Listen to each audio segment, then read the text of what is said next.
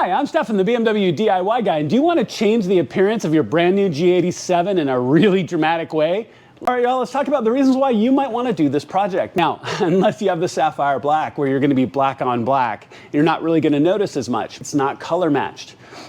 So this is an OEM grill from IND. You order it from them, and when you order, you select the exact paint that you want. Now, keep in mind they also have two different versions. This is V1, where the paint stripe only goes just kind of straight across the front. They also have a V2 that goes all the way back. So it leaves actually the verticals still black, but actually it's painted all the way back to the back edge.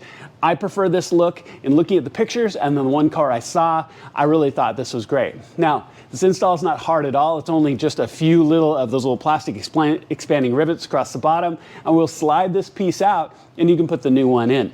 This is a great way to individualize your car.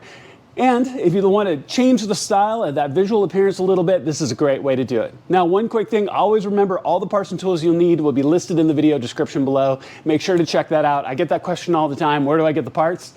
Check there. All right, let's jump into the front of the car and let's get this done. All right, so I'm tight and close here so you can see exactly what I'm talking about. So this expands here across the front, and we put the new one on. It's going to be red all the way across. Now, a couple of things here really quick. This is an easy install. We're going to use the new one here as an example. Let's look here really quick. So you can see there are these little clips, and they have these little hooks that snap up into your fender here. So what we're going to be doing is depressing these and to get these hooks down and out. And I wanted to show you on the new one so you get a sense of what you're going to be working with back here along this plastic line.